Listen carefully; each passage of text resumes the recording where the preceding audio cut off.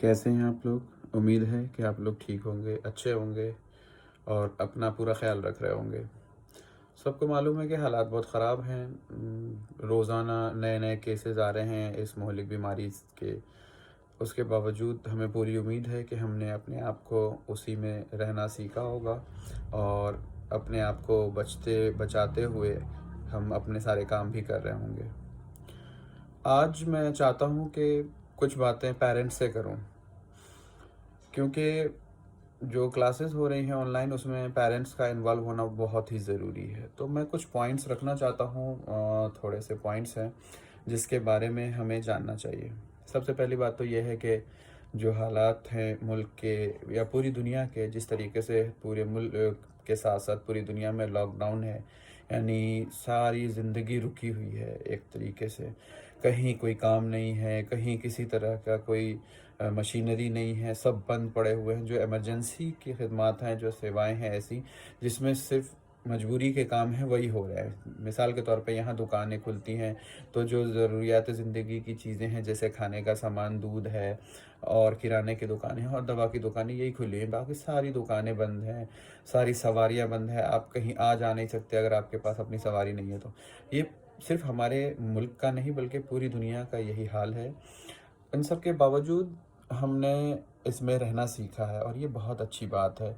और हमें मालूम है कि ये वक्ती परेशानी है, ये भी ख़त्म होनी है और ये ख़त्म हो जाएगी इंशाल्लाह।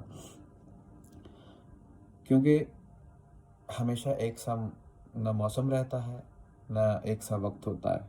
अगर ये दिन ख़राब हम इसको मान लेते हैं, आज अगर हमारा दिन अच्छा नहीं है तो कल हमारा दिन अच्छा ज़रूर होगा। इस पे हमें पूरा यकीन होना चाहिए।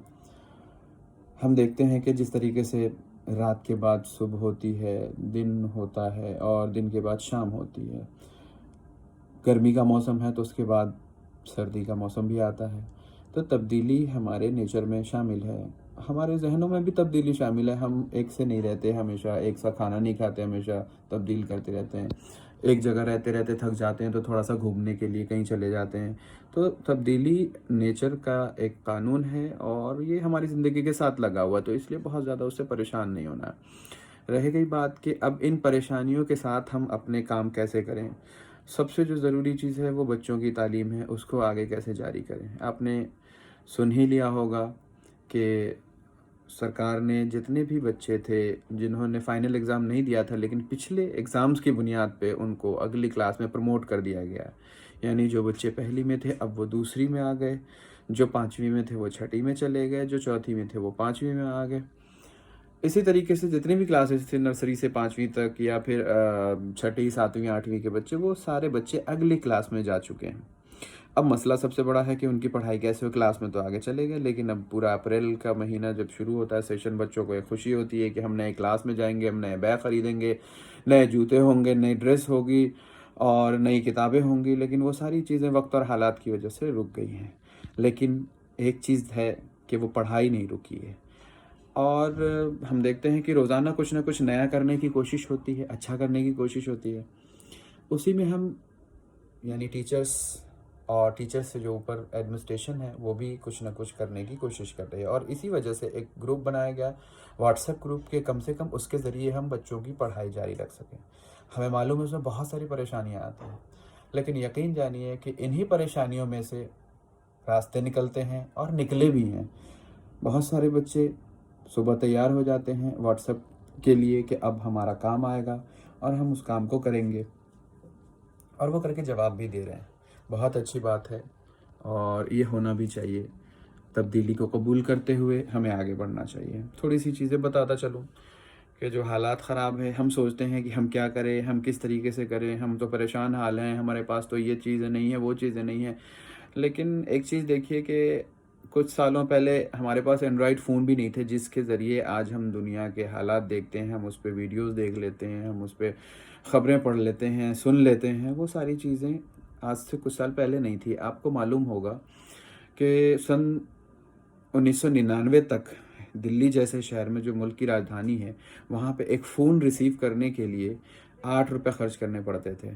कॉल करने के लिए ₹12-13 खर्च करने पड़ते थे। लेकिन आज आज आप देखते हैं कि 500 से ₹600 में पूरे 84 दिन के लिए आप चौबीसों घंटे फ़ोन पे बात करते रहे, 84 दिन तक आपको ₹500 में 500 पैसे 5 पैसे एक्स्ट्रा नहीं लगेंगे। तो ये सारी तरक्की है और जैसे-जैसे तरक्की हम करते जा रहे हैं, नई-नई चीज़ें आती जा रही हैं, बहुत सारी सहूलियत भी हमारे साथ होती जा रही है। अब बहुत बुनियादी सवाल ये है कि बहुत सारे पेरेंट्स की शिकायत है कि हमारे पास एंड्रॉयड फ़ोन ही नहीं है। सही बात है, नहीं होगा, बहुत सारी परेशानियाँ हैं, मजबूरियाँ हैं, दिक्कतें हैं। लेकिन आपके पास नहीं है, आपके आस-पास जो आपके रिलेटिव्स हैं, आपके घर में या जहाँ जिस बिल्डिंग में रहते हैं, ऊपर-नीचे कई सारे लोग होंगे ऐसे जिनके पास एंड्रॉयड फ़ोन है। आपको करना क्या है उसमें, बस उस नंबर को यहाँ स्कूल के जो ग्रुप हैं, उसमें जोड़ देना है, जुड़वा लेना है और उसके बाद जो भी मैसेज आता है स्कूल का कि आज ये काम करना है, बस उनसे रिक्वेस्ट करिए कि भाई ये काम हमें बता दें आप कि क्या करना है। वो बच्चा है उसको करेगा और फिर उसकी फ़ोटो लेकर उससे भिजवा दें। जब सब जगह बंद है तो वो भी कहीं जाएँगे नहीं, उनका भी कोई काम नहीं होगा कि वो कहीं चले जाएँ और मेरे पास टाइम नहीं है और मुझे दुकान जाना है या मुझे ड्यूटी पे जाना है, ऐसा कोई मसला है नहीं। उन्हें भी दिन भर घर में ही रहना है। तो उनको भी वक़्त गुज़ारी के लिए थोड़ा-सा एक नई चीज़ मिल जाएगी कि देखूँ बच्चों की क्या पढ़ाई हो रही है। तो हमारे पास अभी भी बहुत सारे पेरेंट्स ऐसे हैं जिनके पास व्हाट्सएप नंबर नहीं है। तो मेरी उनसे दरख्वास्त है कि आपके पास नहीं है लेकिन आप जिस बिल्डिंग में रह रहे हैं, आस-पास में जहाँ पे आपके कोई रिलेटिव होंगे या रिलेटिव नहीं है तो जो आपसे ऊपर या नीचे फ्लोर वाइज़ अगर जहाँ पे रह रहे हैं, तो उनकी मदद लीजिए। देखिए, ये हालात ऐसे हैं कि हर कोई एक-दूसरे की मदद करता है और करना भी चाहिए और कोई पीछे नहीं हट रहा है। तो आप उनसे मदद लीजिए, उनको रिक्वेस्ट कीजिए और फिर स्कूल के ग्रुप में उनको उस नंबर को जुड़वाइए। दूसरी बात ये है कि पढ़ाई जब हम कर रहे हैं व्हाट्सएप के ज़रिए तो बहुत सारी दिक्कतें भी आ रही हैं। जैसे बहुत सारे पेरेंट्स ऐसे हैं जिनको पढ़ना नहीं आ रहा। अब हमने एक मैसेज भेजा और वो नहीं पढ़ पा रहे हैं। इसमें कोई बुराई नहीं है, इसमें कोई परेशानी नहीं है। तो मेरी दरख्वास्त है उन पेरेंट्स से कि अगर आपको नहीं समझ में आ रहा है, तो आपके पास एक ऑप्शन है उसमें जिसमें आप बोल के आप अपना सवाल पूछ सकते हैं। तो आप टीचर से डायरेक्ट सवाल करिए कि मेरे पास जो आपने मैसेज भेजा है ग्रुप में वो हमारी समझ में नहीं आ रहा है, हम बच्चे को कैसे करवाएँ? फॉर एग्ज़ाम्पल पहली क्लास का कोई बच्चा है, अब ज़ाहिर-सी बात है उसे पढ़ना लिखना तो आता नहीं है, वो पेरेंट्स की मदद से ही तो कोई भी वर्कशीट करेगा। इवन कि हम मानते हैं कि 5वीं क्लास का कोई बच्चा है, उसको भी पढ़ने में थोड़ी दिक्कत है। तो अगर हम उसे क्लास में समझा देते हैं तो वो खुशी-खुशी कर लेता है, लेकिन वहाँ घर पे कोई समझाने वाला अगर नहीं है और आपकी समझ में नहीं आ रहा तो आपको कुछ नहीं करना है। आपको बस इतना करना है कि आज का काम क्या है ये आप बोल के टाइप करने के बजाय वॉइस मैसेज कीजिए और आपको उसका जवाब भी मिलेगा। वॉइस में ही मिलेगा ताकि आपको कुछ पढ़ना ना पड़े। मेरे ग्रुप में बहुत सारे पेरेंट्स ऐसे हैं जिसको मैं पढ़ा रहा हूँ 5वीं क्लास को।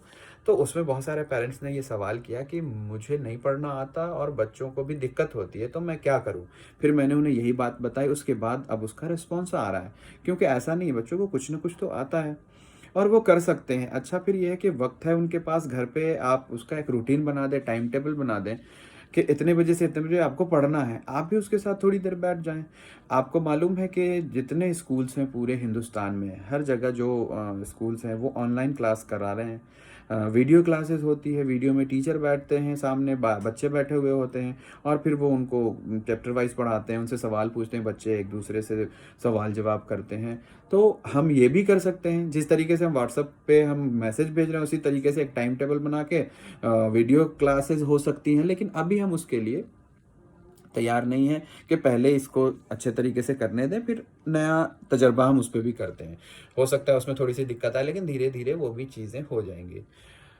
हमें मालूम है हालात बहुत ख़राब हैं, हालात ऐसे हैं कि बहुत सारे पेरेंट्स ने ये कहा कि हमारे साथ तो ये परेशानी है कि घर में बच्चा काम नहीं करना चाहता और हमारे पास तो अब रोज़गार भी नहीं है, ये है, वो है, तो हम इन हालात में क्या करें?